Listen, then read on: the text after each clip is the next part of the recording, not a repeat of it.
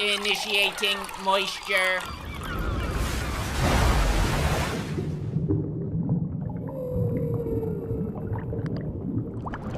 Welcome to the Moist Meter. Today we're taking a look at the new Ratchet and Clank game, Rift Apart. If Twitch chat is anything to go off of, this game has completely reinvented erections and created an entire new generation of furries. But not only are the furries getting erections, anyone who can appreciate beautiful visuals is as well. This game is absolutely stunning. I would argue one of the best looking games ever made, and I don't say that lightly. Jackson, the co-host of the Moist Meter, whom I'm sure he doesn't shut the fuck up sometimes in these things, he hit me with a text message right before the game came out saying that it might be the most beautiful game he's ever seen, and I thought he was being sarcastic. I would have never expected Ratchet and Clank of all games to be like the defining next-gen visual experience. But it turns out he was right on the money. This game is absolutely gorgeous. Everything's fucking ray traced, and that's not anything I've ever cared about in the past, but in here, I was sitting there with my eyes wide and jaw on the floor like an old man who just found a color television for the first time in his life. This shit was completely different than anything I've seen before. It is impressive, beyond impressive.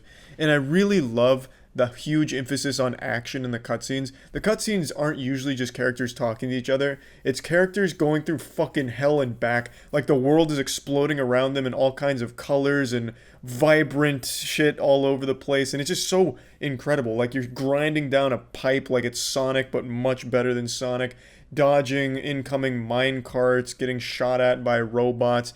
Then you're summoning the Kraken, and it's just so good. I just absolutely love the visuals in this game, the character design, the universe here, it just looks so good. Every other game that comes out these days is mainly just different shades of gray. It's like the game was designed by dogs, they just can't see color so they don't put it in their games. But this game is bold with its color choices. It's not afraid to just have all kinds of, erupting pinks when you're using some kind of dimensional item, and then you switch to a different weapon and all of a sudden you got fucking blue cyan icicles exploding, turning people into ice cubes. You're fighting a green goo guy. It's just so good. I love the way the game looks. And not only does it look good, but it plays incredible. There is no loading in this game. I didn't notice a single load screen or even a single second of loading. When it's going from point A to point B, going from cutscene to gameplay or gameplay to cutscene, it's seamless. It is completely seamless. If you die, you immediately respawn back without any downtime for the most part. It's crazy. I am the smartest man in the world, and I can't figure out how that's even possible. What Insomniac's done here is actually a game changer. I'd never even imagined a world where games would never have to load until now. And now I don't want to go back to seeing a loading screen. It's going to make me puke. Just wild. And the gameplay is, I actually think, probably the best part about the game. I know I'm going kind of wild about, some of the technical stuff and how good the game looks, but it's just so much fun to play. It's a very old school experience, exactly what you would expect from Ratchet and Clank. It was always known for having great weapons, and it has great weapons here too. I was constantly playing around with the weapons, and you can switch on the fly, so I was going from using my shatter bombs, which was my go-to weapon. I think it's the strongest in the game. I maxed that out. I'd go from throwing 3 of those to clear out like a giant cluster of people, and then I'd go to put my dick in their ass by switching to maybe the lightning rod, or if I was feeling a little wild, I'd bring out the warmonger, which is a rocket launcher. And all of these weapons just work so well together. But the thing is, the game never really challenges you to switch up your playstyle. I could have gone this whole game just using shatter bombs until I ran out of ammo and then just switched to something else. I never really had to analyze how I approached a fight because this game lacks enemy variety, and that's really my main complaint about it. I have nothing but great things to say about this, but this is the one little mark on the report card that your parents would be a bit ashamed of. There is only like 5 or 6 different enemy types in total, and they don't really require a whole lot of thinking beyond just attack them with any weapon that you want. The only difference, the only exception is there's one enemy type that has a shield, so then obviously you have to get behind them or explode something behind them for it to do the damage. Other than that though, it's just, hey, they're bullet sponge. I played on the highest difficulty, so you get all the same enemies, all at the same time, and you just spam your weapons, which is fun because the weapons are fun, but I would have liked to have to like change up my playstyle or just even think a little bit more about approaching a fight. I just could turn my brain off and just shatter bombs all over the place, fire the warmonger. Maybe, just maybe, I'll bring out something a little crazier like the black hole disruptor, whatever the fuck it was called. It was a minigun. But you know, you could always just set up with a little sprinkler that freezes them for CC, and then throw Mr. Fungus Man down and he'll help you fight. And then that's about it. You clear the entire wave and then you move on. I would have just liked a little more enemy variety and making it a little more varied in terms of how you approach combat. And that extends to its boss battles as well. There is quite literally only 2 bosses, and they're just constantly repeated. Of course, that's excluding things like the final boss or like a really important storyline boss. But other than that, the only bosses you'll be encountering are one of 3. I was wrong, I just remembered another one. There's actually 3 bosses. There is the giant robot guy who can jump around. He does a little shockwave. He also can do a flurry of rockets that track you.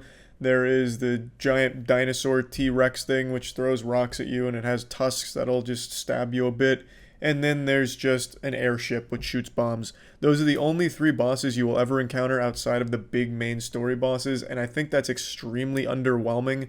So you'll go through like these huge waves, and it is pretty difficult because the enemies have decent AI. So you'll drag your ass across the hypodermic needles and emerge victorious on the other side, and then you get your boss battle, which is extremely underwhelming because you fought it a million times by now, and you know exactly what to expect and exactly how to fight it. I just found that to be a bit lazy to just keep reusing the same 3 bosses throughout the entire game. And it's not a long game, but it's also not a short one, and there is reason to replay it. It took me about 10 hours-ish, a little less maybe, to just complete it on my first playthrough. That was with doing a lot of side missions as well as a bit of grinding to get some of my weapons maxed out. So I bet you could do it a lot quicker if you just beeline the main story.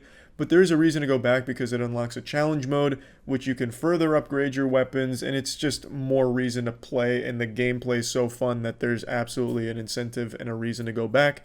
So you'll get more time out of it, but across that entire like first playthrough, you're only seeing the same shit when it comes to the bosses and the actual enemies, and I found that to be a bit underwhelming. Now that that complaint's out of the way, I want to get right back into sucking the game's dick. I think what they've done with Ratchet and Clank Ripped Apart is the gold standard for next gen moving forward. This feels like a game that's worth $70 to me. No loading screens, extremely fun to play, looks beautiful unlike any game I've seen before. I really do think this is up there in the conversation with some of the best looking games ever made. And of course the controller complements this all great with the haptic feedback. It's genuinely hard to not enjoy this game. The characters are fun, the writing is fun, the world is fun, and just being in it is a great time. At no point was I ever bored or just waiting for it to end. I just really enjoyed my time with this game. So plugging this into the moist meter, I feel comfortable giving Ratchet and Clank Rift Apart an 85%. This would absolutely be a 90 if they just had a little bit more to the actual enemies you fight. It's so much fun to use the weapons, and it would have been even more fun to use them in situations that required all of them, or at least thinking about how to use them and when. It just became a little bit tired fighting the same enemies over and over and over again and fighting the same bosses, and I really think that weighed it down quite a bit because you're doing a lot of fighting in this game. This baby is like 85% pure action, so if you're bored of the enemies at like the halfway point, which I think a lot of people will be because by the halfway point you have seen every enemy the game has to offer 12 times over. They introduce one very quick different enemy towards the later half of the game, but they're only there for a second. I'm not trying to spoil anything, but by the midpoint of the game you have seen every enemy and fought them a million times, and I think a lot of people will get kind of tired of that. So I think that's really just the main thing that holds this game back from being even better, but I still think this is an extremely great game. That's about it. See ya.